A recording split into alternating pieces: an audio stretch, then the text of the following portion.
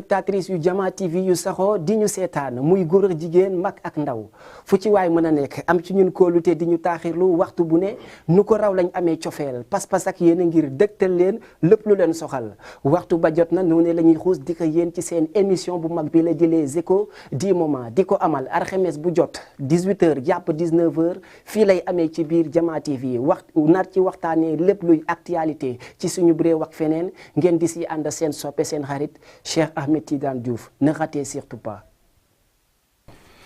Bonsoir chers fidèles téléspectateurs de la télévision Jama TV ñu ngi leen di nuyu ku ci nekk ci turam ak santama di leen di dalal ci émission bu mag bile di nga xamante ne moom mooy Les Échos du moment ñu koy amal alxames bu jot ci waxtu bile 20h jàpp 21h tey ñu am mbégte bu baax a baax daal di janoo yéen daal di nar a waxtaanee lépp loo xamante ne daal dinay jëm ci actualité nationale comme internationale du ma si wéet ci plateau bi parce que am naa si ñoo xamante ne il me semble être des consultants et vraiment à tout moment ñoom la ñuy daal di bokk ak plateau bi ñu doon ñoo xamante ne dañuy rafetlu seen participation à tout moment.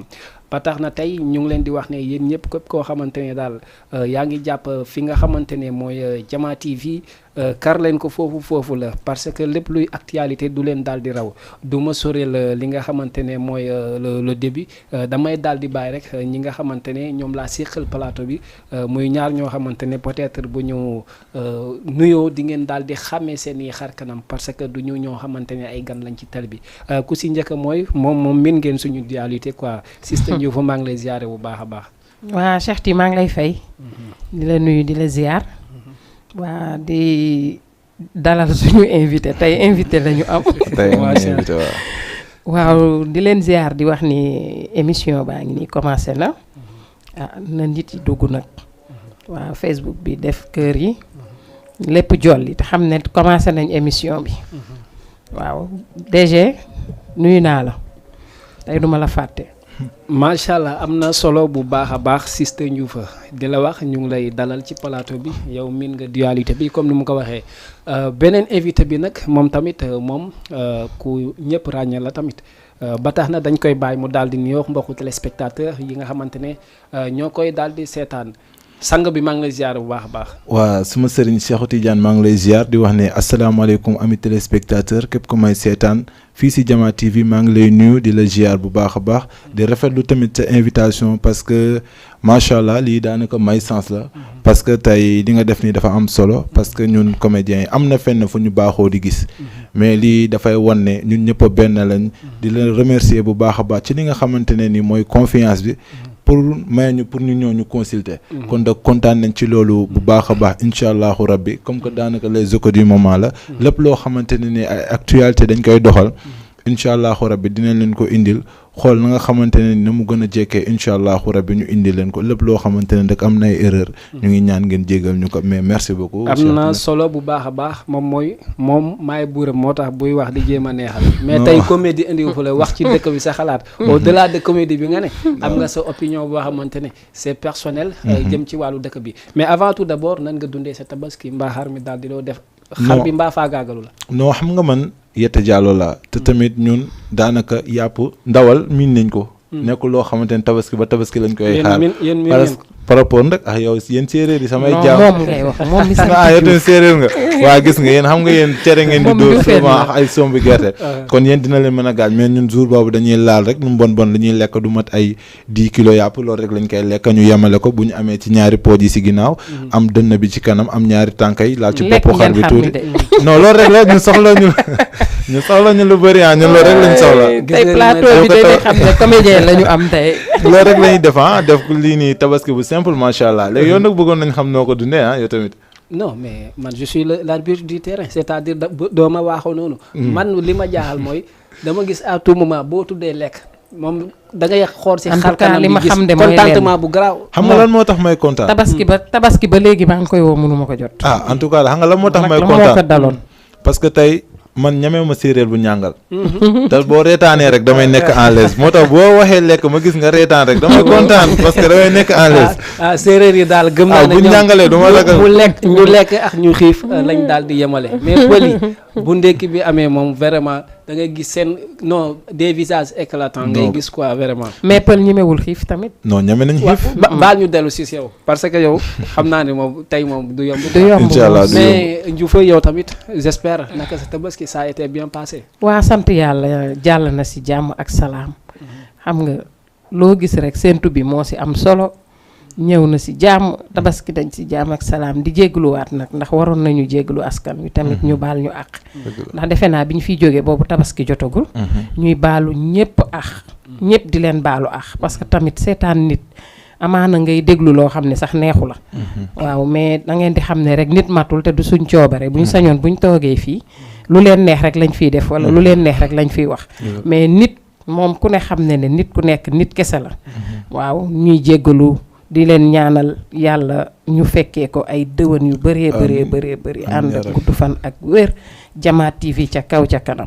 mu daal di am solo bu baax a baax mbokku téléspectateurs yi nga xamante ne ñoo fas yéene ànd ak ñun ci biir émission bi ku bëgg a woote ci biir émission bi mën nga woote ci numéro bi la di folate ci écran bi di 78 116 82 38 78 116 82 38 mais aussi maximum de j'aime et de partage yi ñi nga xamante ne vous êtes concentrés sur les réseaux sociaux apparemment sur Facebook, WhatsApp, Instagram ak Twitter.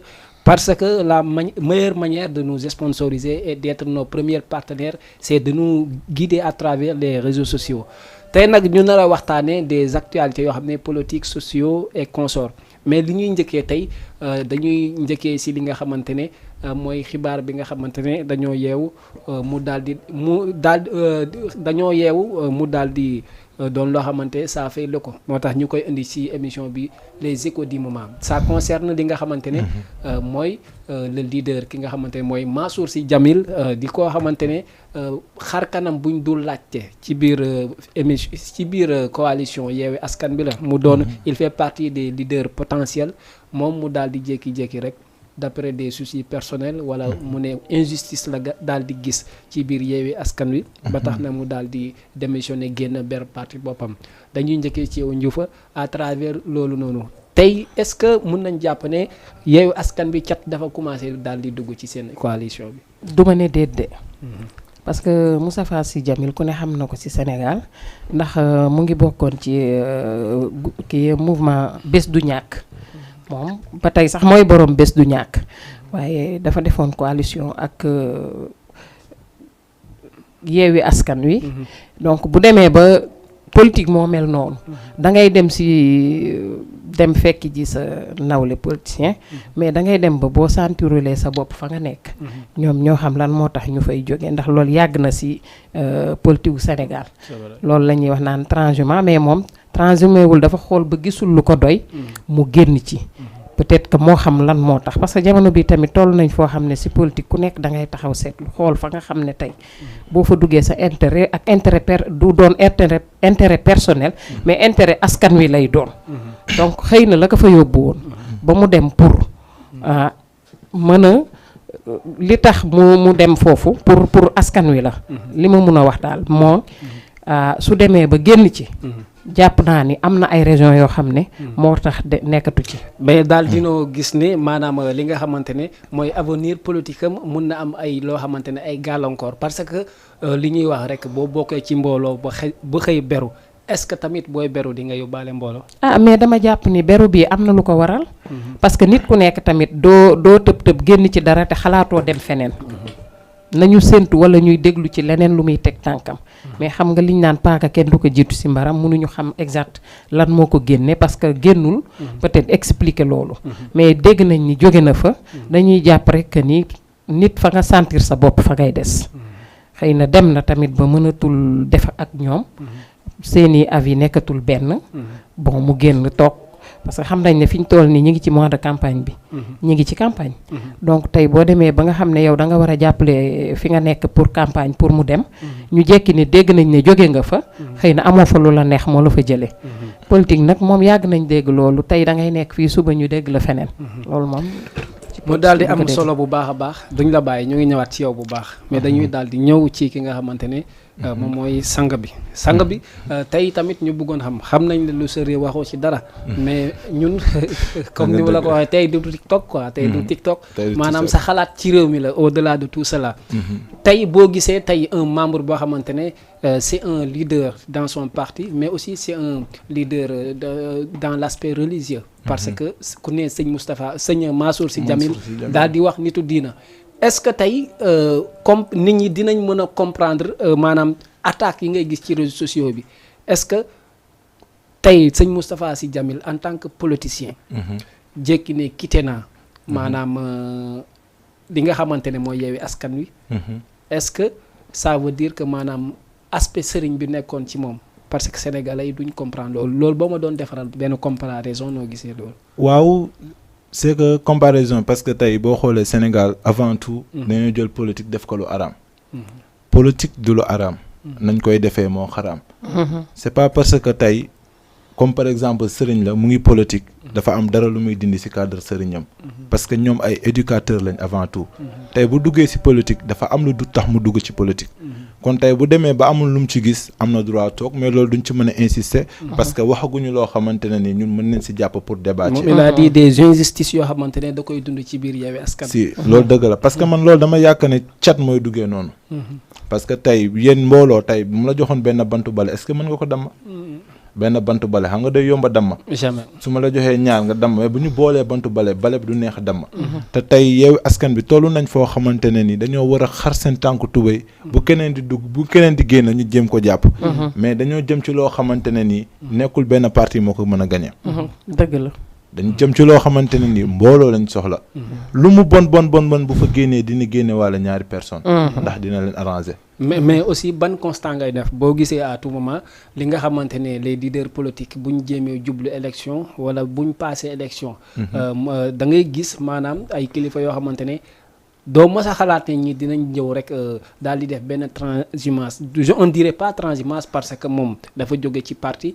dafa jóge ci coalition duggagul ci beneen parti ci partem la yem mais tey est-ce que doo gis ne tamit nguur gi seen part de responsabilité est-ce que du am lu benn xel bu maanaam benn daal doute boo xamante ne du semer doute sur la population que ne y a des manipulations yuy tax leader bi ne génn naa Yewwi Askan Wi. voilà xam nga tey par exemple nit ku nekk am nga droit wax li nga xalaat. mais tey sénégalais buy wax la plupart sama genre gi dañuy wax la majeure partie. parce que tey bu ñu nee manipuler rek dafa am ñoo xamante ne jot nañ leen manipuler suñu kanam. parce que tey loolu moo waral ñu dem ba ñun nangootuñu gëm politicien. da ngay wax nii wax naa. mais man li ma mën a xam mooy man li ma gën a jàpp ni mooy instant nii moom. Yewwi Askan bi nii fekkee nii la nar a continuer fi ñu jëm ndox amu fa. te si pour man rek ay opposants lañ li tax li ñu war a dem song ji pour ñu gagner ko. dañoo war a trouver un terrain d'entente ñu toog ñu waxtaan parce que ay kilifa lañ. souvent tamit ñuy sóoraale Sénégalais. mais est-ce que c'était le moment pour mu quitter parce que tey à cette période des proches des élections législatives est-ce que c'était le bon moment pour mu quitter. waaw c'était le moment parce que loolu moom mooy gën a jekk pour xam nga lan moo tax. parce que xamoo lan la fa dunda. parce que genre action yi day mel ni dee rek du loo prévoir. lu lay bett la. te bu xasee ba ñëw rek foog nga appliquer. mënoo ci dara. mais daal l'essentiel daal li ma mën a wax mooy. ñam leen koy ñaan sax ñoom. Sénégal suñu Sénégal la. ngir yàlla ñoom ñii di jiite. ñu bañ a jiital intérêt. parce que la plupart boo xoolee ñu bëri dañuy xaw a jiital intérêt personnel.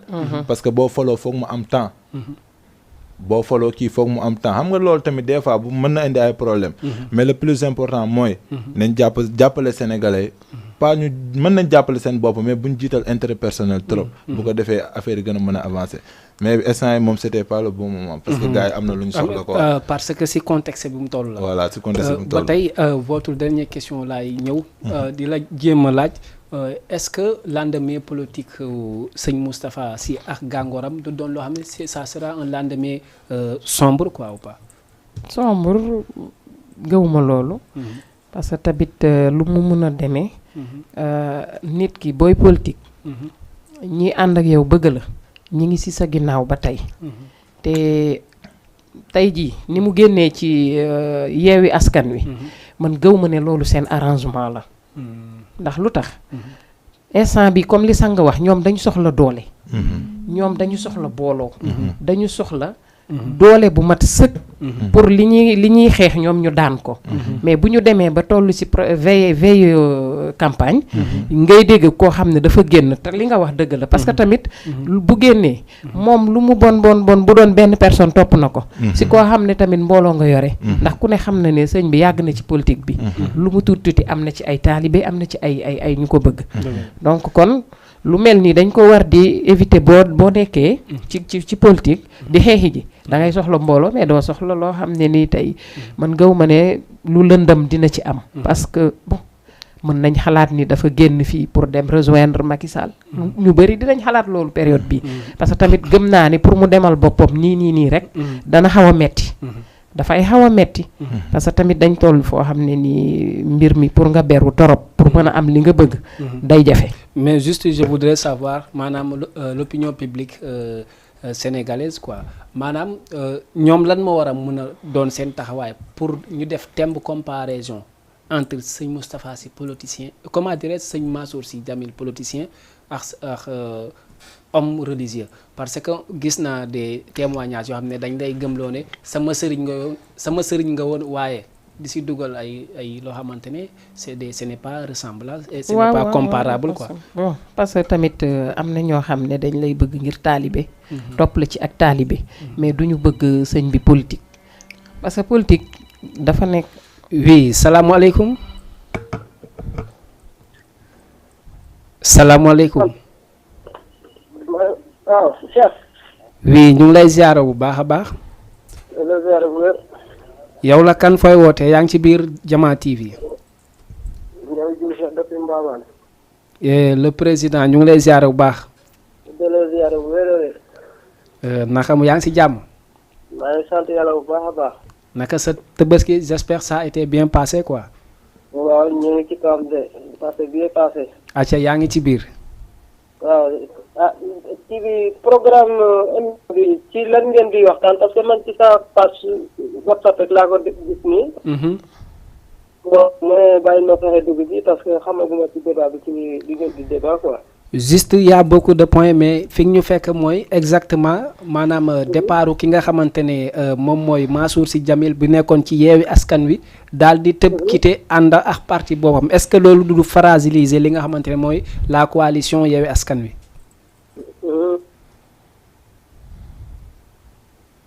C'est juste ça hein. Allô. Allô oui. Allô. Ok am na solo bu baax a baax mu nekk Ndiaw Diouf depuis Mbamane Fatick lay wootee nii macha allahu rabbi comme ni ngeen ko waxee la télévision est partout pour vous vous n'allez qu'à capturer et seetaan seeni émission actualité et consort foo nekkoon justement parce que amoon na solo. waaw ci politique bi lañ nekkoon ba tey rek comme moom niñ koy xoolee par rapport ak koo xam ne kilifa diine la ak politicien bi.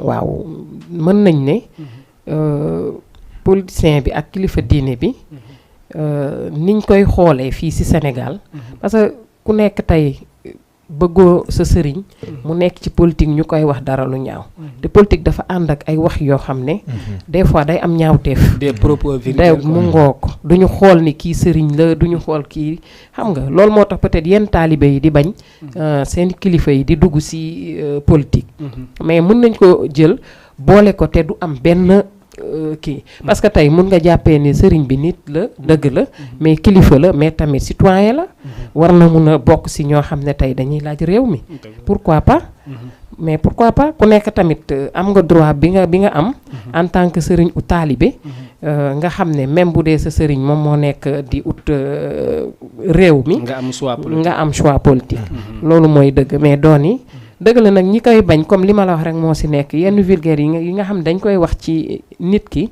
tey boo nekkee politicien tey dootuñu xàmmee sëriñ bi ak taalibe bi lu ñu war a wax dañ la koy wax bu ñu bëggee saaga dañ lay saaga loolu moo dul neex yenn taalibe yi duñ bëgg seen sëriñ di politique mais pour bu dul loolu moom citoyen bu nekk am nga droit taxaw ni réew mi dama ko bëgg am nga droit laaj politique comme ñëpp sama xalaat ak sama gis-gis la man. am na solo bu baax a baax vraiment mbokku téléspectateurs yi comme ni ñu leen ko waxee ci début émission bi képp koo xamante ne bëgg nga daal di addu si émission bi mun nga woote ci numéro boobu di folloté si écran bi muy 78 116 82 38 78 116 82 38 muy si WhatsApp muy si Instagram et partout sur les réseaux sociaux. ba tey dañuy dem ci deuxième élément bi nga xamante ne mooy doon suñu ñaareelu ponk daal di waxtaanee lan lépp lu jëm si li nga xamante ne moom mooy les actualités récentes muy lan benn ndaw boo xamante ne c'était un ex gardien ñu daal di koy mu daal di faatu ci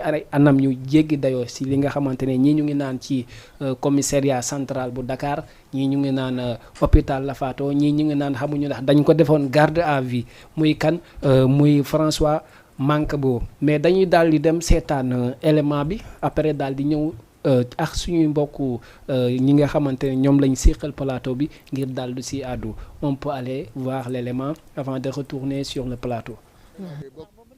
maa ngi tudd Bayna Gueye bokk nitu dëgg valeur dañu gis ne fi mu toll nii l'heure est grave l'heure est vraiment grave Macky Sall mi ngi rey suñuy compatriotes sénégalais des citoyens dignes yoo xam ne defuñu waxuñu Sénégal boo amee benn terroriste bu amee kuy rey bu amee ku nuisible à la société sénégalaise il se nomme Macky Sall parce que mi ngi nii jàpp suñu ñaari frères yi nga xam ne tey jii nii kenn ki nee na dafa disparaître mystérieusement un gars qui souffre de l'insuffisance rénale wérul ñu ne ñu léegi-léegi ñu seen point de presse bi nga xam ne convaincre sax jinax léegi nag dañuy ñëw fii tey pour imposer leen ñu wax ñu li xew dëggantaan njaay fan la Pape Mamadou Seck nekk ñu wax ñu tamit aussi la mort de François Mancabou nan la demee kan moo ko torturé ñu situé responsable yi ba pare tegan daan yi war ñu nag duñ fi jógee tey tant que nu mu tudd Bokandé génnul wax ak ñun waxu day parole de vérité parce que faluñu leen fii pour ñu ne fi def leen neex Macky Sall nag trop c'est trop lu ëpp tuuru fi mu toll nii nag dañuy taxaw jàmmaarloog moom te ñu ngi def appel à tous les Sénégalais que ñu génn massivement ci mbedd yi parce que lii nii dina am te nag ba la jëm te bu ñu ko seetaanee dina doy war trop fi mu toll nii toogaay amatul ñun en tant que activiste moo tax ñu jóge suñu kër yi léegi ñëw fii jàkkaarloog presse bi pour wax leen ni li fi xew dafa doy waar li xew Sénégal kenn xamatul lan la Macky Sall mi ngi jàpp di tëj di rey comme ni ko géwalam boobu waxee woon mi ngi koy jëfee mi ngi jàpp di tëj di rey te rey bi nag dafay dakk parce que bu ñu seetaan ñun des citoyens dignes yoo xam ne dañu nekk ay Sénégalais nekk ci dëkk bi di liggéeyal Sénégal di xeexal Sénégal guddeeg bëccëg Macky Sall tey du ñu rey comme ay mouche 12 bébé dee nañ keroog Tiwaawoon yëngalu ko sax keroog courant bu coupé ci 1 minute Macky Sall il s'est indigné mel ni adduna moo tukki kon moom tubaab bi la jàppee ni ñun jàppee wuñu nit bu ñu jàppee wuñu nit ñun ñu jàppee suñu bopp nit cër nag dañ koy foqati moo tax maa ngi appel à tous les Sénégalais que ñu sortir massivement ci mbedd bi wax ak Macky Sall trop c'est trop suñu 11 frères xaw ma 10 frères de ci prison Rebeuss bi que mu libéré leen immédiatement sans délai ñun loolu la ñuy imposer tey ci suñu justice sénégalaise parce que instant kenn xamatul lan la voilà. tey lan ngeen nar tey fii la ñuy taxaw xaar Bokandé mu wax ñu leer parce que li mu wax xam nañ ne naxul sax bébé conférence bi mu def nii c'est quand même fallacieuse kenn gëmul li mu wax kenn gëmul li mu wax amul benn Sénégalais bu mu convaincre waaye dafa il a utilisé ses moyens yan moyens un gars gravement malade qui souffre de l'insuffisance rénale nga ne il a utilisé ses moyens yan moyens la utilisé nañ ñu wax lu leer on fait appel à tous les Sénégalais ñu ñëw ñu imposer suñu cër que ñun on a droit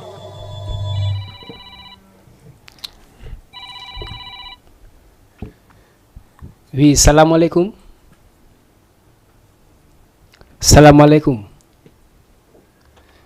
daal dinay dem mooy mbokku téléspectateur boobu mais ku bëgg a woote rek mun nga woote ci numéro bi la di 78 116 82 38 te ñu daal di ñëw ak ñi ñu seqal plateau bi ñu daal di wax ñoom nan lañ daal di gisee seen première réaction ci ab koo xamante ne il a une nationalité sénégalaise koo xamante ne ci réew mi la dëkk koo xamante ne lépp loo xamante ne ay acte civique la da koy remplir nga jékki-jékki ñu ne la ay garde pénitentiaire wala lu jëm ci armée bi daal dinañ koy faat loolu sa première réaction en tant que vraiment une citoyenne ou un citoyen sénégalais loolu ban réaction nga si njëkk a am.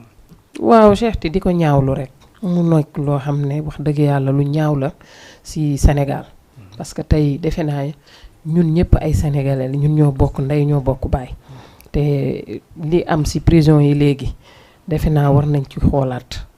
ndax tamit boo xoolee élément bi ñii li ñu wax tey ne dinañ jóg génn pour justice def liggéeyam waruñu woon xaar sax nit yi di génn di réclamer justice dañ ko war a nit xool fan la ñu bu fekkente ne ci ñoom la ki ko def yoon teg ko ay daan loolu mooy dëgg parce que tam bu ñu continuer di dundee nii ñuy defee ku nekk rek koo ëpp doole néewal ko doole dëkk bi du dem parce que tamit ñoom ay homme de tenue li ñu leen soxlaa du loolu nekkul que ni yow dañ la war a ñëw faagaagal noonu parce que yoon mayewul loolu ndax ñun yoon mayuñu tey ñu fajal suñu bopp ñoom ñoo ñu war a fajal donc te ñoom bu ñuy faj nañ ko teg ci yoon ndax lii ñu def nii moom wax dëgg yàlla dama ko ñaawlu du lu rafet. mais boo gisee tey njiital pénitentiaire yi ak ñi nga xamante ne ñoo ŋànk sécurité ci biir prison yi et consort ñu dem ba def communiqué mais taxul sénégalais yi gëm leen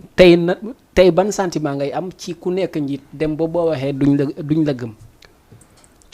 dafa doy waar trop parce que njiit boo dem ba nga xam ne tey yow ñi nga xam ne ñoom nga jiite boo waxee gëmatuñ la defe naa kooku jaratul ngay nekk njiit da nga war a mën a wax ñu déglu la buñ la dégloo ba pare mën a jëfe li ngay wax mais soo demee ba boo waxee tam kenn du la déglu war nga xoolaat sa bopp te fiñ toll nii comme li ma la wax rek Sénégal toll na foo xam ne insécurité bi bëri na rey yi bëri na dee yoo xamante ne après amul suivi metti na quoi parce que nit ku nekk xamuloo fan ngay teg sa tànk sax yow foo génn yaa ngi tiit même boo nekkee sa propre kër sax nekkoo ci kii day mel ni yow sa xel du dal daal parce que toujours nga fekk dégg loo xam ne ni nit ki këram lañ ko fekk faagaagal ko fa te du mujj fenn justice dafa war a def liggéeyam yi nga xam ne mu ngi am ci dëkk bi ci réew mi ñu liggéey ci ministre de la justice jóg ci dox si parce que tamit man gëm naa ne élément bi buñ ko toppee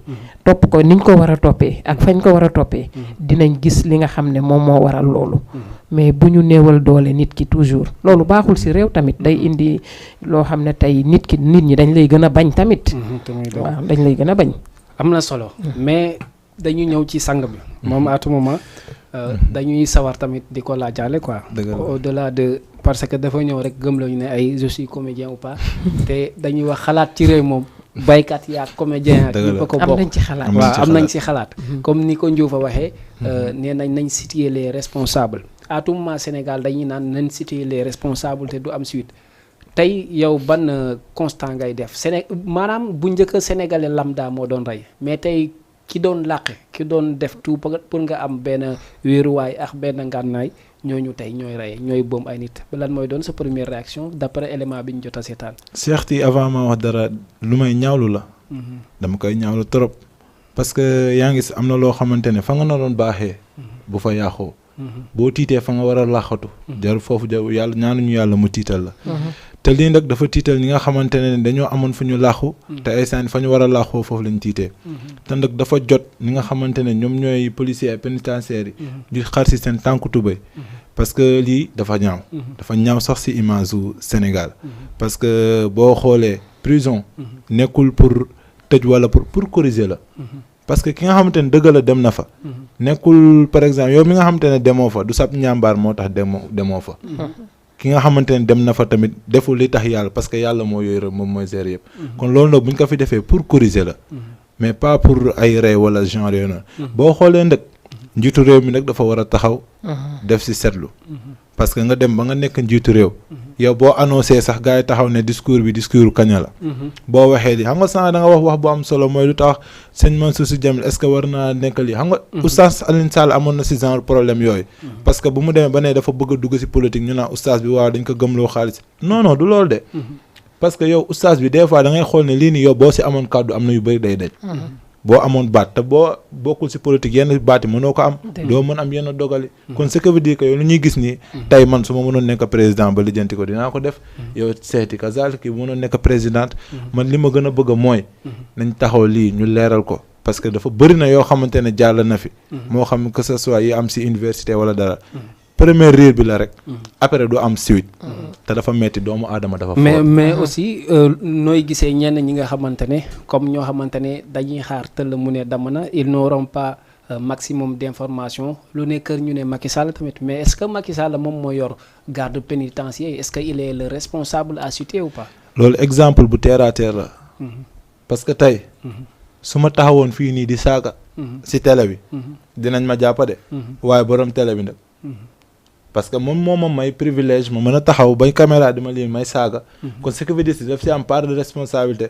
parce que bu ko neexoon man du ma feeñ kon tey Macky Sall toll na foo xamante ne moom mooy jiitu réew bi lu mu bëggul mu am Sénégal du am Sénégal parce que tey boo xoolee bi corona ñëwee jël nañ seen matukaay mu neex la mu naqari la da ngay tëdd 20 heures boo tëddul 20 heures gis nañ ñuy tëddul 20 heures nu mu mujjee ni ñu leen corriger alors après ñëpp dañu ragal xam nañ ne boo génnee 20 heures égale 20 heures tëjuñu bu jëlee décision def ko nu mu ko defee noonu ba jaral sénégalais yi foo mënti nekk sa fit du dal nga daw parce que boo xoolee ñun ñoo gën a bëri policiers yi mais lu tax policiers yi mën ñu encadrer ba ñu mën a tëdd 20 heures ba doo ñemee génn su lu dul nga am autorisation kon tey li tax moom moo am 5-5 boobu moom moo ko mën kon moom la ñuy lii di joxoñ baaraam tuuma te benn affaire tamit dinaa ko wax boo jiitee 10 personnes sëñ Cheikh wax na ko jàppal ne 10 jiite nga say fukki sanga kon ce qui veut dire que ne dafa war a bàyyi xel te moom bi ñu ko fiy fal du propre intérêt pour suñuy intérêt la parce que dañoo xool ñu xam ne moom moo ñu doy kee doyatuñu jël ko ñu dénk ko kon bu ñu ko dénkee tamit ñu gis li ñu la dénk yow tey su ma la dénkoon sama daala bu amee poussière am naa droit ne la Cheikh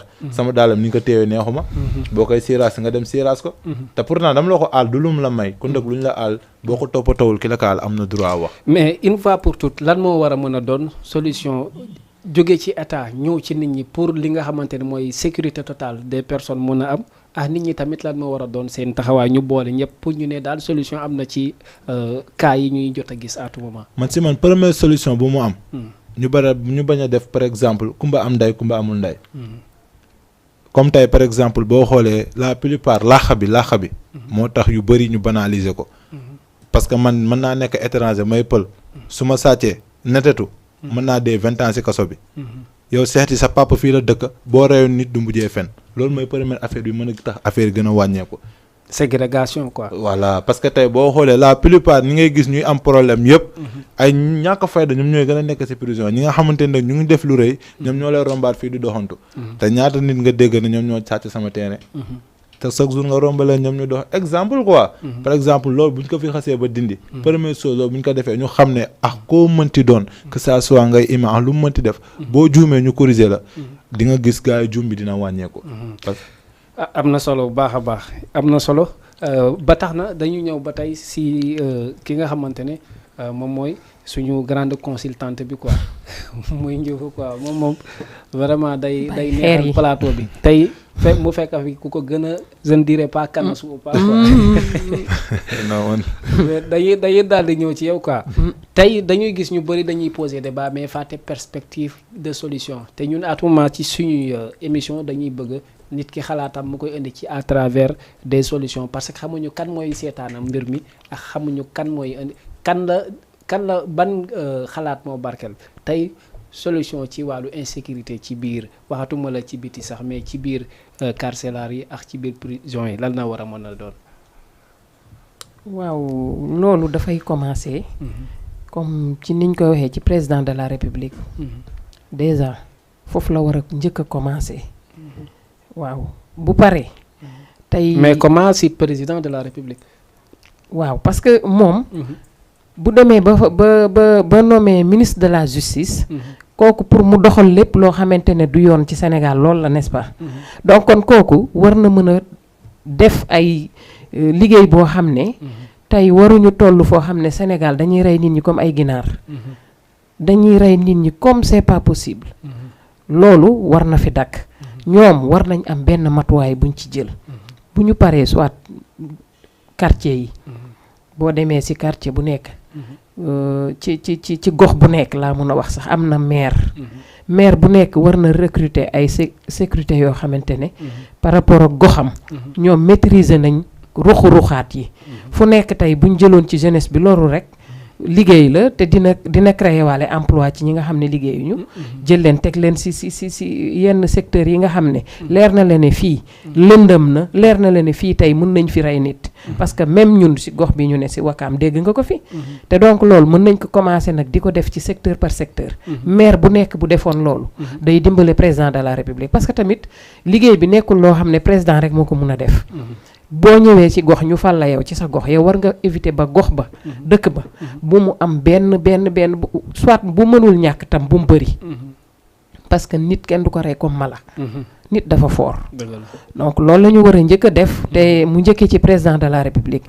waaw ministre am jël ay matuwaayam par rapport ak yenn secteurs yoo xam ne ñoom ñoo fa jotee ñoo ko mun a def donc bu paree ñun askan wi sinon xam nga lan lay indi loo xam ne askan wi ñooy fajal seen bopp ñaanuma ko yàlla mais dina ami ji tey bu ñu jàppee nit koo xam ne dañ la bett ngay rey nit wala ngay def naka sa dul noonu gars yi dinañ dal sa kaw rey la du mujj fenn mais est-ce que lii neex na amal solution parce que récemment famille Idrissa Goudiaby je ne sais pas ndax vous vous rappelez. si def nañ ci émission. waaw def nañ ci émission. tey nga ñëwaat tey ñu ne la benn manque boo lañ. mais du deñ dama lay xamal benn affaire maanaam solution tamit. Cheikh yi loolu mënul deñ tey xam nga tey bii nga dégg mooy bu bees bi. amaana ñaanuma ko yàlla mais da nga koy déggaat ëllëg. parce que ñaata te léegi neewatuñu ay ci at mi nangam. mais dañ lay naan jour après jour da ngay dégg nit dee na nit rey nañ ko ci anam yoo xam ne comme ni nga ko waxee nekkatul étranger bi mooy rey mais nit sénégalais bi moom mooy rey kon ñun tey Sénégal bi nga xam ne dañ daan wax naan dëkku teraanga pays de la teraanga ana Sénégal ak teraanga. ok am na solo bu baax a baax mbokku téléspectateurs yi nga xamante ne yéen ànd ak ñun wax ñun ci biir émission bi la di les échos du moment na di si waxtaanee lépp loo xamante ne actualité képp koo xam ne tamit bëgg nga dugg à travers cette émission mun nga woote ci numéro bi la di 78 116 82 38 78 116 82 38 émission bi nag concept bi li mu waral contenu bi mooy. dox ci lépp luy actualité mais tamit bàyyi si nit ñi ñu wax ci seen xalaat d'une façon ou d'une autre dañuy dem daal di jël li nga xamante ne mooy suñu deuxième élément jagleel ko li nga xamante ne mooy le discours bi nga xamante ne moom la le président de la République du Sénégal monsieur Macky Sall daal di def fële nga xamante ne mooy ca grande mosquée après ñu dellu si bàyyi suñu consultants yi ak suñu chroniqueurs yi wax nan lañ gisee li nga xamante ne moom mooy discours le président de la République du Sénégal nañ dem seetaan élément bi tey ñëwaat. fête de Tabaski Aïd el-Kébir wa Aïd el-Adha et comme d'habitude j'ai prié à la grande mosquée de Dakar derrière l'imam Khatib El Hadji Moussa Samb en compagnie des fidèles, des autorités. Le premier message c'est un message de gratitude à l'endroit de notre Seigneur. C'est également, pendant que nous sommes encore avec la Covid, avec un léger rebondissement, nous ne devons pas oublier les précautions. Je voudrais aussi prier pour la paix dans le monde, la paix en Ukraine, puisque cette guerre est en train de créer des situations dramatiques dans le monde.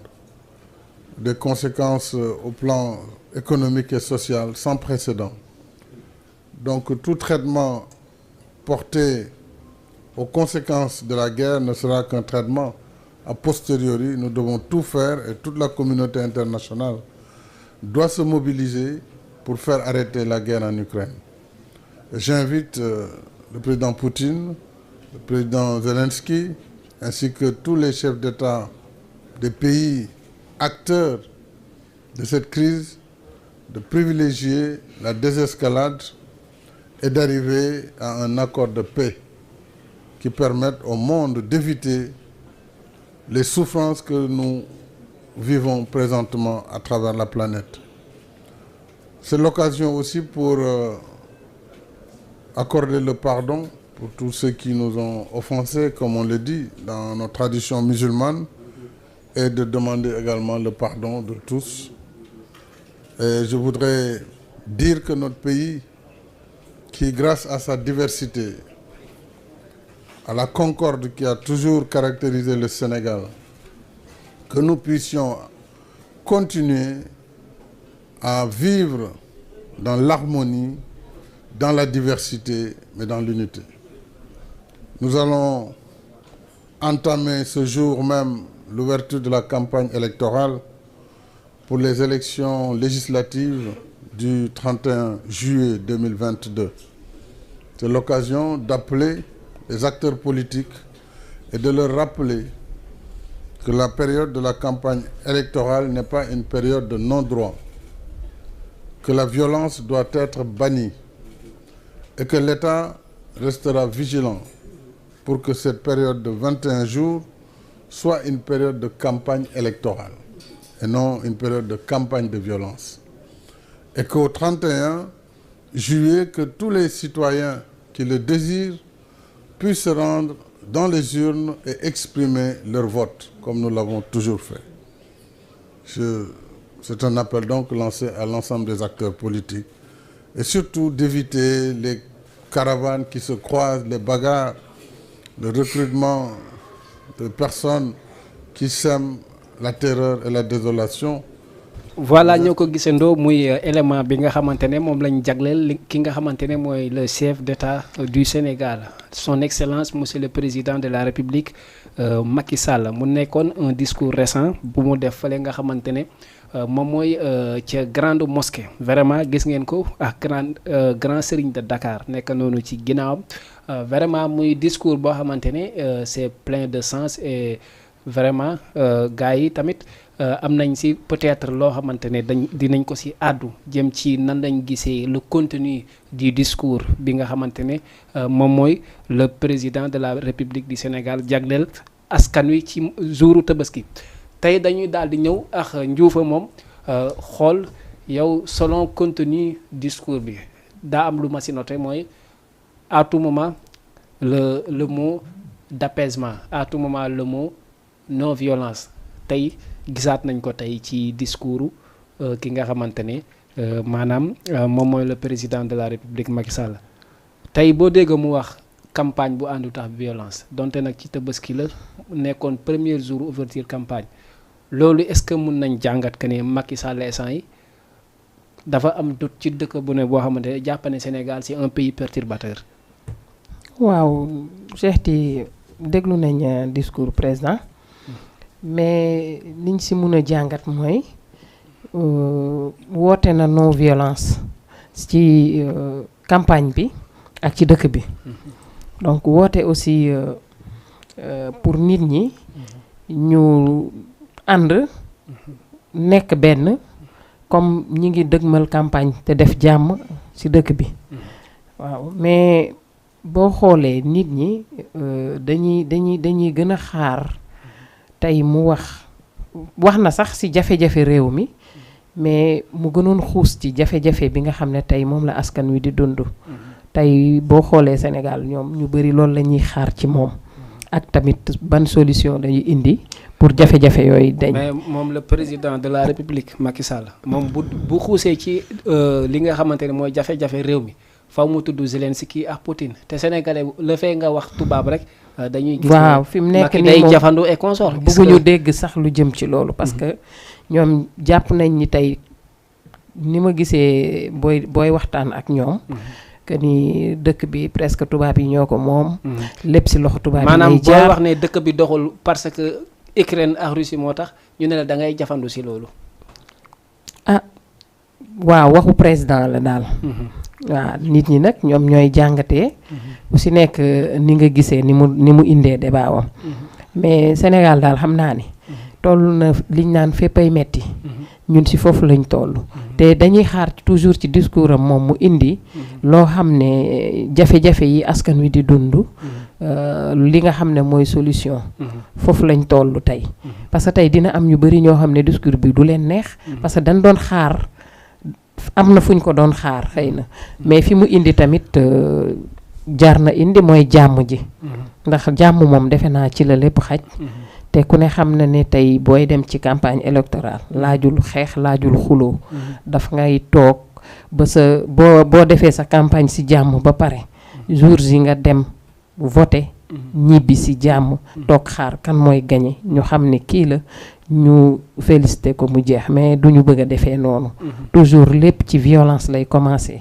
te doo ñu xam fan lay mujj te lépp ci biir Sénégal la ñun ñëpp ñoo bokk réew mi donc loolu moom lu jar a bàyyi xel la parce que xam naa ne président moom discours bu mu def fi ñu toll jamono ji nit ñi amaana sax jeunesse bi ñu bari duñ ko déglu parce que dëgg la am na foo xam ne toll nañ ko fa te lépp lu ko waral et quelles sont les raisons waaw parce que lépp lu ko waral mooy xam naa jafe-jafe bi nekk ci réew mi la te dafa bëri donc ñun liñ koy ñaan en tant que président de la République mu déglu askanam xool fii metti ci Sénégal donc xam naa boo mënul saafara lépp it nga jëm ci def sa kéemtalaay kàttan. mais aussi est-ce que les jeunes conscients est-ce que ñoom métitaayu dëkk bi dina tax ñu mën ko wéer ci ndoddu président bi. waaw fa lañ ko wéer.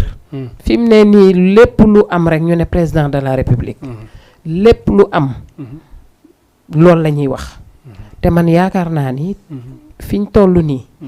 moom xëy na en tant que président am na part de responsabilité bu mu war a doxal bu ko ci war. mais nit ñi tamit seen bopp ku ci ne am nga part de responsabilité ci dëkk bi. waaw loolu tamit dëkk defe naa président da koy defar mais ñëpp buñ ci jàppee ci lay gën a doxee. mais bon booy wax. da ngay toll foo xam ne daal déggatuñu dara lu dul. président ku jiitu nag foog nga sonn. waaw ku jiitu moom foog nga sonn. am na solo le grand mara ñu bëggoon daal di ñëwaat yow tamit laaj la est-ce que tamit sénégalais ni ñu boosté woon léegi ci côté jëm ci benn maanaam parti yoo xamante ne ñii ay parti politique lañ. ñi nekk ay coalition ñu boosté wu jëm ci ñooñu nga xamante ne ay woy politique lañ est-ce que le discours du président de la République peut vous suffire quoi ngir mot na un discours d'apaisement est-ce que tamit mën na doon barrage buy waral loo xamante ne li ñuy faraloon di gis ci ginnaaw dootul am.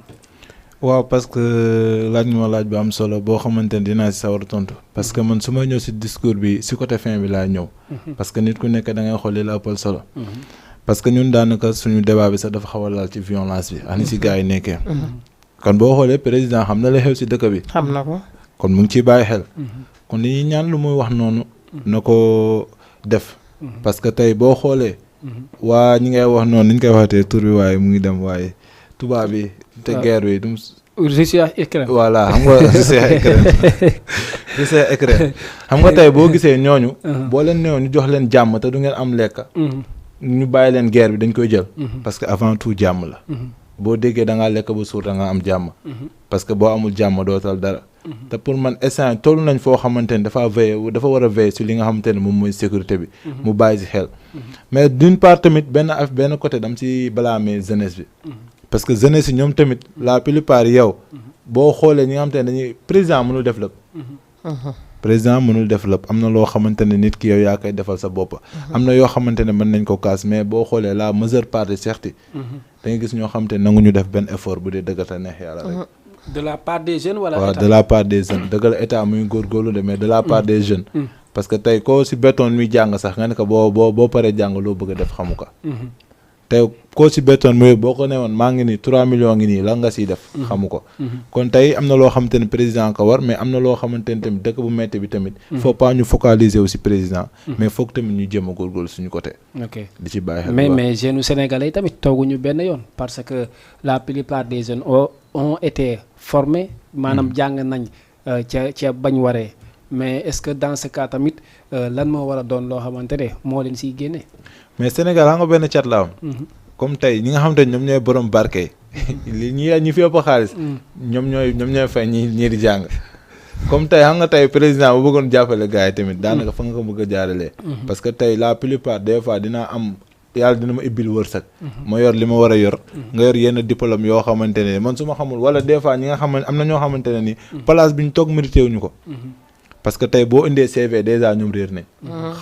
branlo voilà branlo bi tamit foog mu xaw fee dañ bu ko defee automatiquement ñu bëri dinañ am liggéey mais Cheikh tamit boo xoolee xool ba si biir jeunes yu bëri bëgguñu liggéey de tey boo fi on sa ko fee nekk mais yow est-ce que jeunes yi duñ mare ci argument yi ngay mëne parce que je ne peux pas comprendre vous êtes jeune tamit est-ce que tollewul ci méttitaayu dëkk bi tamit. waaw méttitaayu dëkk bi xam nga dëkk bi lu mu métti di nga gis koo xamante ne mën na génnee 500000 te du ko yëg. maanaam ci jeunes yi. exemple si jeunes yi. xanaa boo ñëwee Wakaam kenn nga siy tànn mu génnee 500000. mais bëri na fi boo doon tànn dina bëri. non c'est-à-dire. yow tey Cheikh de ku la fëgg nga génnee 500000. non da ngay laaxatu rek noonu la demee. non jamais. mu ngi lay weer de. gis nga noonu la. mu ngi lay weer mais ce qui veut dire que de nañu woon dëgg la président am na si part de responsabilité tamit mais quand même faut pas ñu focaliser ci président. xeeb bi daal lañu war a bàyyi. voilà nañ yow bëri na ñoo xamante ne boo la nee kaa nga jaayal ma këriñ même bu dee salaire bi 150 000. mais bu ñu ko bañee fii bu ñu demee extérieur dañ koy nangu. waaw mais tamit ana jeune booy jàngaloo mu am bac plus 5 nga koy gëmloo ne li koy jëriñ jaay këriñ lay doon. loolu voilà tamit dans le Sénégal quoi. waaw xam nga déjà loolu nag la ñu war a waxtaan. parce que tey boo xoolee Youssou Ndour ñaata nit la jël ñuy liggéey.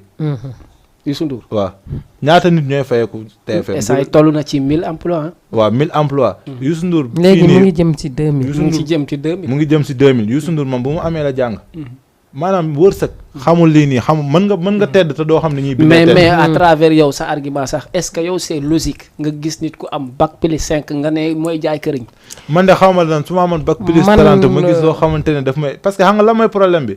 yow sëgam tey da ngay gis. ñii di jaay seen bopp nëbbootuñu. laxatuñu.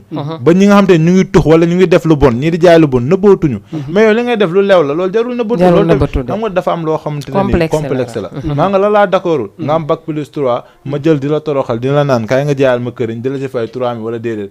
mais lépp loo xamante ne dafa am lu ko jar. mais yow boo gisee lu ko jar jàpp ko si parce que tey boo xoolee mën nga jaay këriñ exemple nga am salaire 150 000. mais dans ce cas est-ce que état bi mu lay wutal formation ba ngay am bac plus 5 waxoon na la ne boo paree da ngay jaay këriñ. voilà loolu nag bëgg na noonu fa la problème yu bëri nekk. tey parce que da ngay gis xale buy jàng. mais xamul lan moo tax muy jàng. moom balaa moo xam lan moo tax muy jàng mu am bac ba pare ba toog nag.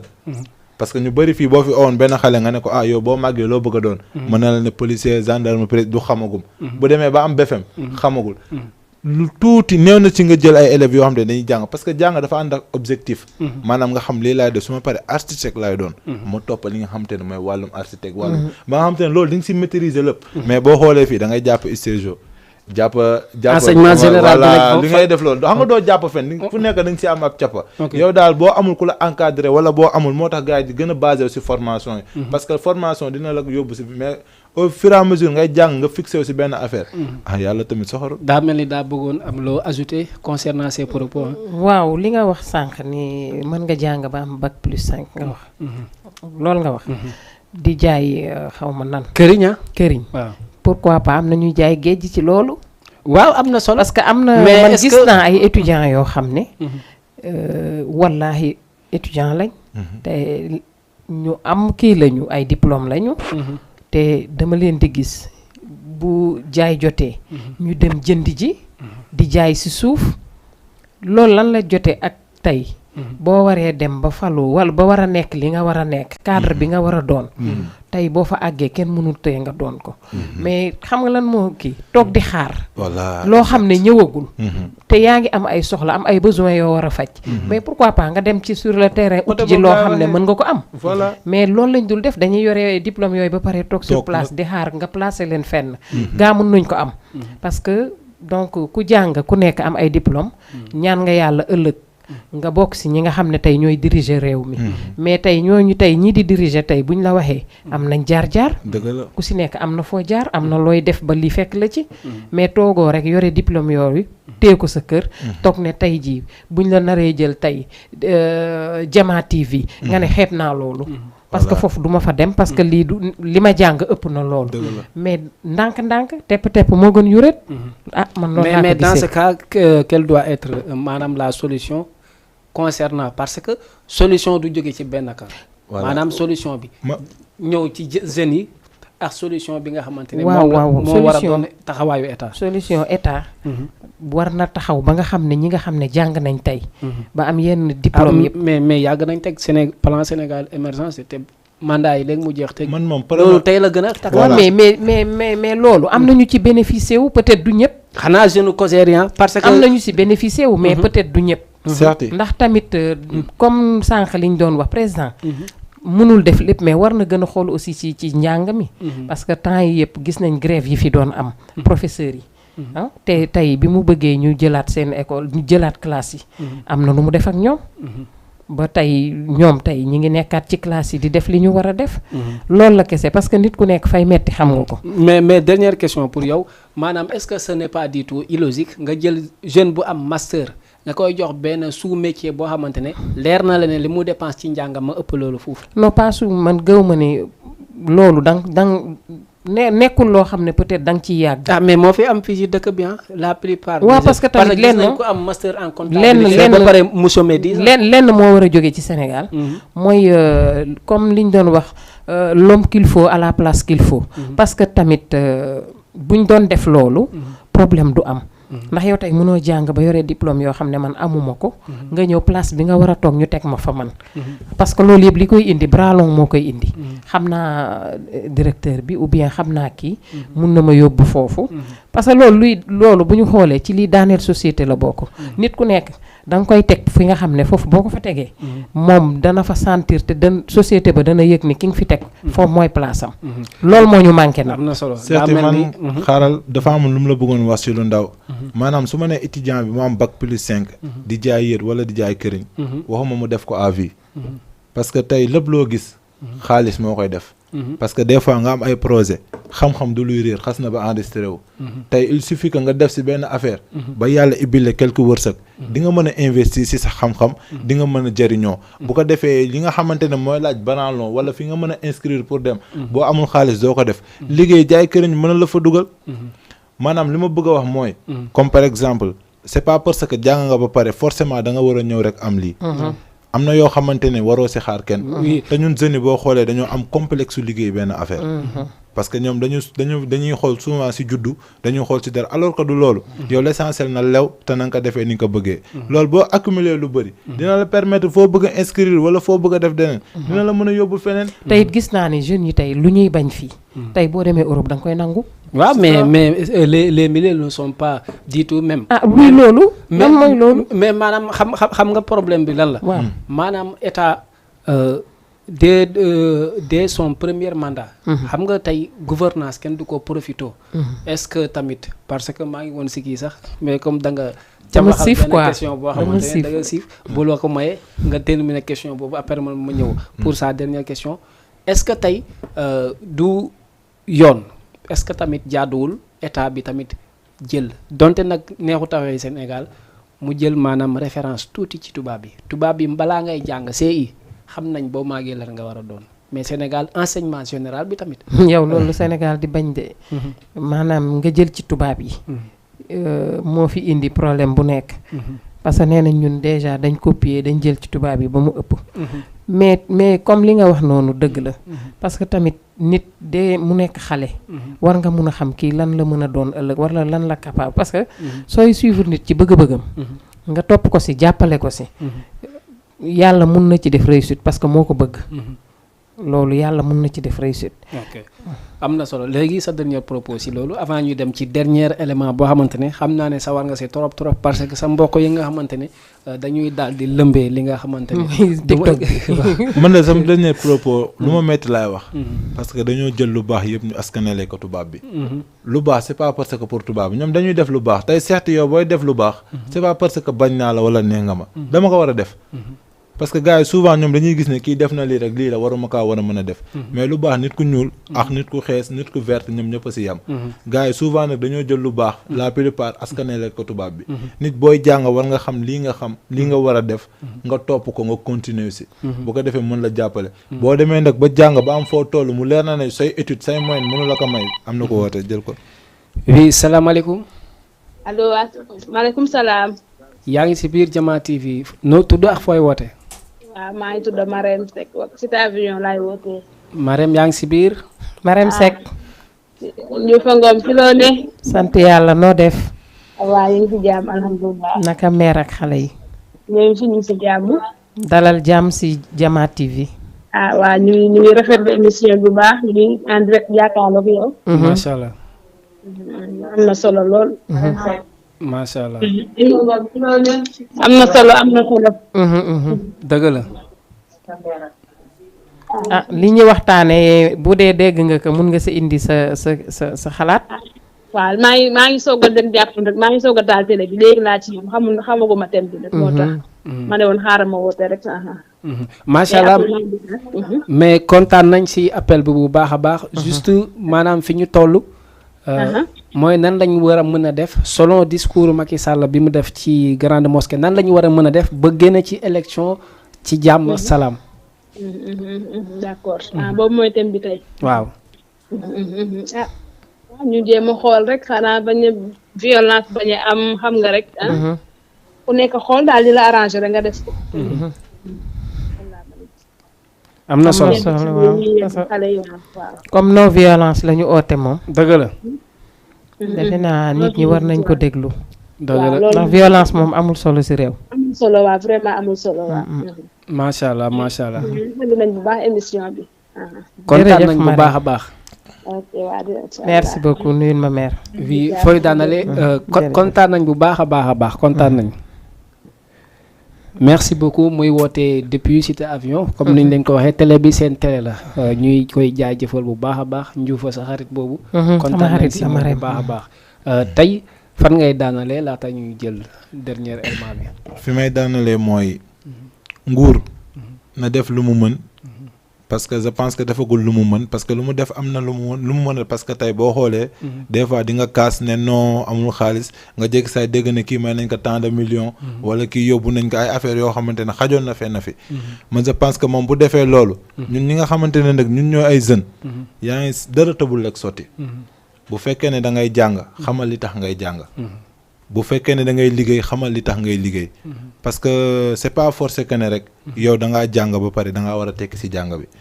c'est pas parce que da ngaa def lii rek mais au fur et à mesure ngay dem nag. boo nangoo liggéey parce que fii boo xoolee seeti gars yi dañoo am complexe liggéey de. seeti ku la jaay la woon Madda ta nga dégg génne da nga génnee ko. moom kay jaay ko de jaay Madda kii kër la kon mu jaay ko. waaw non seeti du ko jaay te pourtant mënoon na ko jaay am. mais c'est-à-dire bu fekkee ci ndimbalu état mun naa ko jaay. non bàyyi ndimbalu état xam nga am na loo leen comprendre état. fu mu toll nii dafa def loo xamante ne mooy tëddee njaaxaanaay. te tëddee njaaxaanaay d'une part baax na baaxul gis nga jeune dañ koy accompagner jeunesse moo yor réew mi parce que boo dee jeune bu ñu la jàppalewul rek yow mënoo buux sa bopp amul jeune bu rampel boppam même boo xoolee ba ci biir buñ ko waxee buñ ko waxul y a des branlons qui s'y trouvent derrière loolu dëgg la mais seeti yow. sa costume bii nii comme la ko jëndal Macky Sall. jeune mag dégguma. sa costume bi ku la ko jëndal Macky Sall.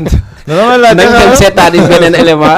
non xam nga yow li yaa ngi daal di ñëw parce que daf ñu bëgg a. ci suru bi quoi dañuy dem daal di ñëw naa la si tontu si élément bi jeexee quoi dañuy dem seetaani beneen élément boo xamante ne benn influenceur boo xamante ne lëmbee na réseaux sociaux yi muy Samba koo xamante ne vraiment sénégalais yi bàyyi nañ ko xel bu baax a baax muy am ay 3 millions de vues dañuy dem seetaan élément ba pare ñëw laaj xalaat ñi nga xamante ne rang waaw borom rang dañ dem seetaan élément bi ñëwaat comme ni ko yàlla na leen yàlla suñu borom jàpp rang jërëjëf jaajëf kontaan nañ ci yow ah. jërëjëf waay.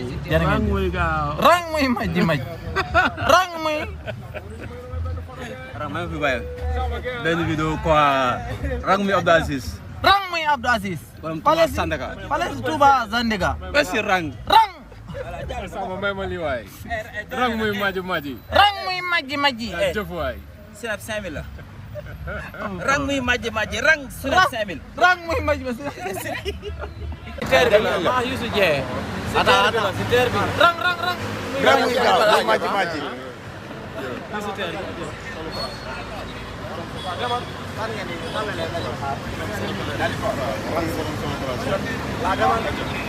rang borom sor faras. bismillah Sam. rang. Sama. foo jëm. waaw mais loolu. caméra si teer ba. non si teer ba pour du ñëw na si teer ba.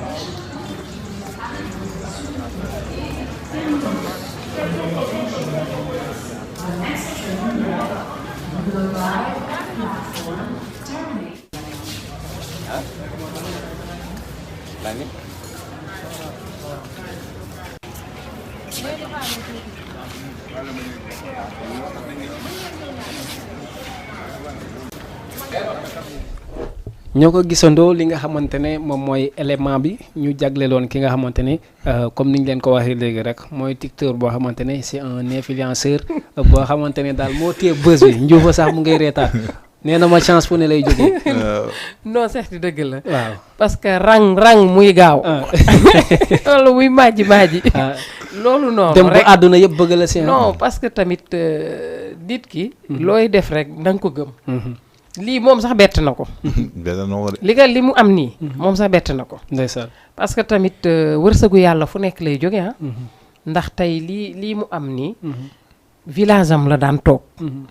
musul woon xam sax Ndakaaru fan la féete amaana. toog des fois TikTok boo xam ne moom ak soxnaam ñoo ko daan def. sama aawa nii sama ñaareel comprendre nga. mais peut-être que tamit mun nañ gëm ni moom bi mu koy def defu si dara lu ñàkk sérieux maanaam defu ci loo xam ne dafa vulgaire. loo xam ne nit tey mënu ko seetaan. au contraire da nga koy xool da ngay ree. parce que pël la mu ngi waxee sunu olof bi mu dégg. nit ñi kon damay seetaan émission bi damay reetaan ma ne kon Samba. lii la wax nii bañ indi ko Dakar. mais jarul xeeb. parce que li mu wax nii moo ko may li mu am. waaw moo may turam àgg fu nekk. mais nit wax na lu gën a xoromu loolu wala lu gën a grave. am importance loolu. waaw mais wërsëg nañ ko nangul ne nit ku nekk. lii sa chance ak lii sa wërsëg. suñu borom rek moo la ko. balaa may dem ci le grand tiktoker. li mu lay laaj kon ça veut dire est-ce que mun nañ basé aussi Samba ngir xam ne mbir mi neewul ne Dakar rek lay boyee fu waay toog mën na sansang fa. lu xew la di. TikTok mi ngi fépp léegi. te ku nekk xam ne léegi nan nga ciy duggee.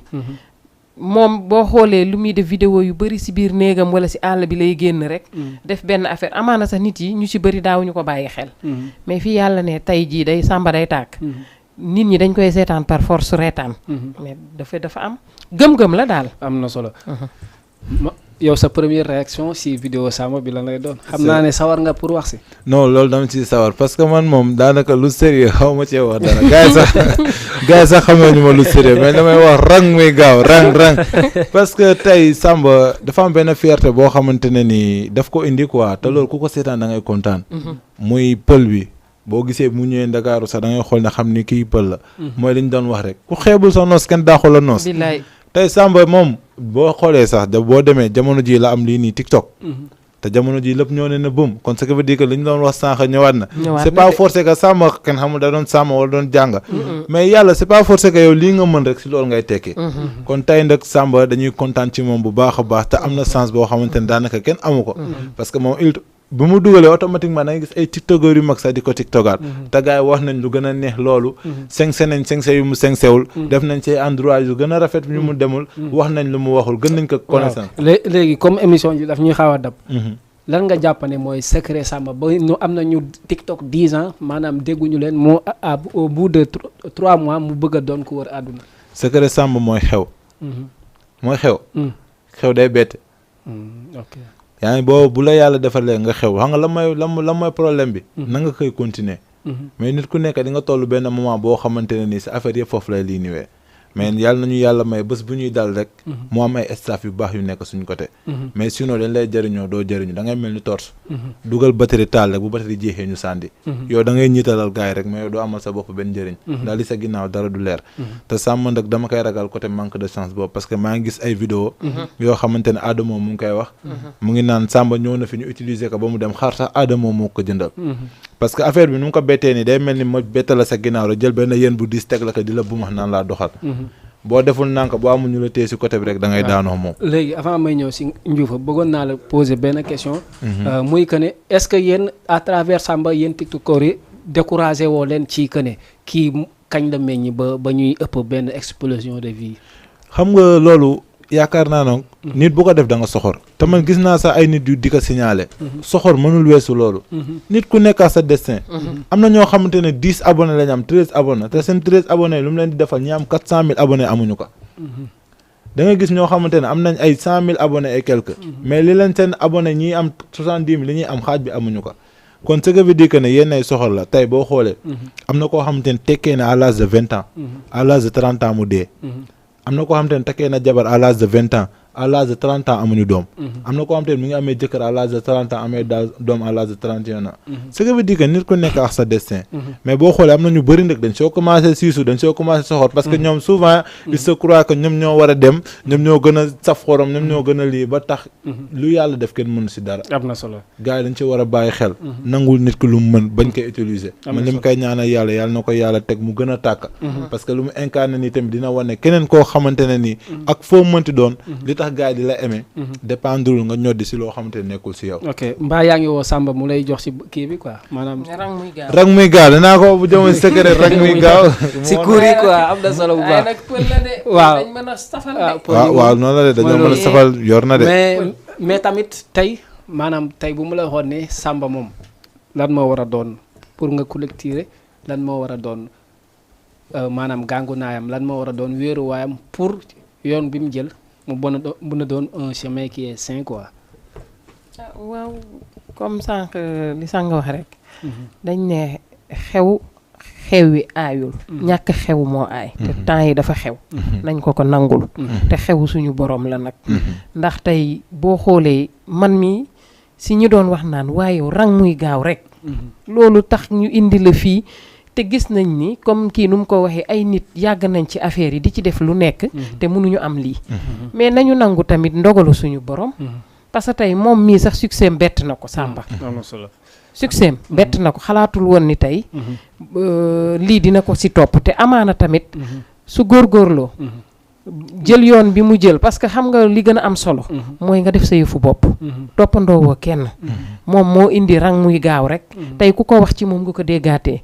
loolu daf lay jaay daf lay. mais 10 000 da ko doon wax de. non bu ma indi moom nee na daf ko double rang. nee na moom moomoon loolu. mais kon kii moo ko ci ëpp sens. parce que moo ko génne mais man sax mosuma ko dégg si moom.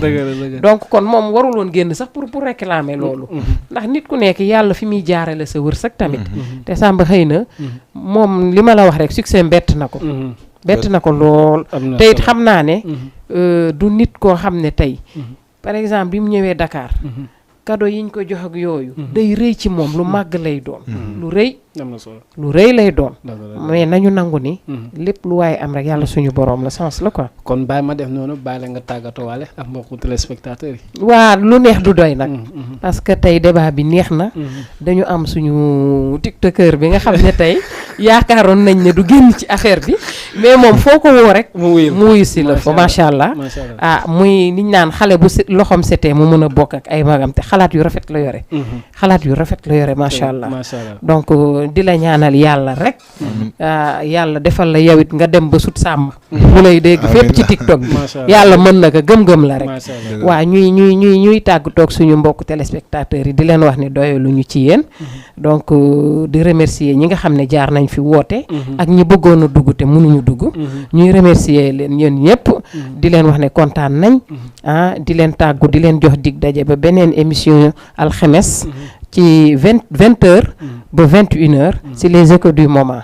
merci beaucoup. kon bàyyi ma jox sama surga bi mu tàggatoo lan ngay tàggatoo. non man maay sa buur man tey xam naa ne kañ sama magu jigéen ñoom ñu ngi zibile parce que xamee ñu ma dara lu sérieux man mii sax damaa bett sam bopp ni ka Samba ni nga carrière am bettee kon donc nag damay wax ne kontaan naa trop si yas sama sista bii nii. parce que dëgg la foog ñu wax ko nag nit bu la defalee lu baax boo ko waxul buy lim ay noonam na si boole. parce que man bëgguma woon ñëw. tey ñoom ñoo def confiance bi ne ci man. ñoom ñoo ma xelal ñoom ñoo ma may confiance. parce que li lañ naan dof bu ko daw bu mu yëkk ndax mën naa yokk jàngoram. kon ce qui veut dire que ne ñi nga xamante ne ñoom ñooy intellectuel bu ñuy xawee écarté seen biir rek. kon li ñu war a bëgg duñ ko am duñ ko mën a am. kon kontaan nañ ci yéen bu baax a baax di ñaan yàlla sàmb tamit yàlla mu am ay staff yu mel ni yéen. yu koy ñemeloo yu koy def intellectuel bu ko defee mu mën a comporter wu normal. parce que tey moom franchement dama fan sama bopp. xam naa ne moom macha allah su ma génnee gars dinañ yaakaar ne kii ko am xam-xam la parce que damay wax mel ni ku garaaw. yaa ngi si biir yaa ngi si biir te fekk ne Cheikh moo yor affaire yëpp ak suñu si sa bii nii moom moo tax may garaaw lu fi. di gërëm képp koo xamante ne rek yaa ngi doon seetaan émission yi. lépp loo xamante ne rek wax naa ko lu jaarul yoon. maa ngi jégalu parce que buñ fi toogee pour lu leen neex la. kon bu xasee ba am lu leen naqari rek suñu ñàkk a matadi la. lu jub tamit rek. yàlla la di gërëm rek képp koo xamante ne ni yaa ngi seetaan émission bi. merci beaucoup tamit yow si confiance bi. chers fidèles téléspectateurs de la télévision Diama TV amoon mbégte bu baax a baax ngir indil leen seen émission bu yànja bi la nga xamante ne mooy les échos du moment daan si waxtaanee lépp luy actualité jëm ci suñu réew ak feneen àndoon ak si ñi nga xamante ne ñoom ñoo ñu taaralal plateau bi ku si mel ni en premier lieu muy Siste Ndioufa di une grande consultante boo xamante ne ñemeetuma dem bàyyi ko ginnaaw parce que xalaatam daal dinay am solo tey ñu àndoon na si koo xamante ne vraiment dafa sori ci man parce que li ñuy wax ne rek nit ki moom balaa nga koy xam nga seq moom waxtaan te bi ma ko wooloo Ndioufa woolu ko tegu si baat kon tey gën nañ ko jàpp ngir loolu amul temps mais accordé nañu nañ le maximum de temps ngir daal di ànd ak ñun vraiment ñu ngi lay fay bu baax a baax sang bi kontaan nañ si yow nitu kese nga te xam nañ si dara mais tamit kilifa diine yi kilifa aada yi ñu doon seetaan muy fii ak ci biti am nañ ci yéen kontaante ñi ngi nekkoon ci biir Facebook bi Instagram YouTube bi yëpp ñu ngi leen di bége di leen di wax peut-être demee incha allah mais tamit di gërëmal ki ñu wane leex askan wi mooy le DG bi nga xamante ne moom na dund rek te ay mayam di baawaan am nañ mbégte bu baax a baax teewaloon leen ci seen émission les échos du moment à la prochaine fois sur un autre numéro sur Jama TV. dal leen nag jàmm mbokku téléspectateurs et téléspectatrices yu Jama TV yu saxoo di ñu seetaan muy góor ak jigéen mag ak ndaw fu ci waay mën a nekk am ci ñun kóolute di ñu taaxirlu waxtu bu ne nu ko raw lañ amee cofeel pas-pas ak yéen a ngir dëgtal leen lépp lu leen soxal waxtu ba jot na noonu la ñuy xuus di ko yéen ci seen émission bu mag bi la di les échos du moment di ko amal alxames bu jot 18h jàpp 19h fii lay amee ci biir Jama TV nar ci waxtaanee lépp luy actualité ci suñu réew ak feneen. ngeen di si ànd seen soppe seen xarit Cheikh Ahmed Tidiane Diouf ne ratez surtout pas.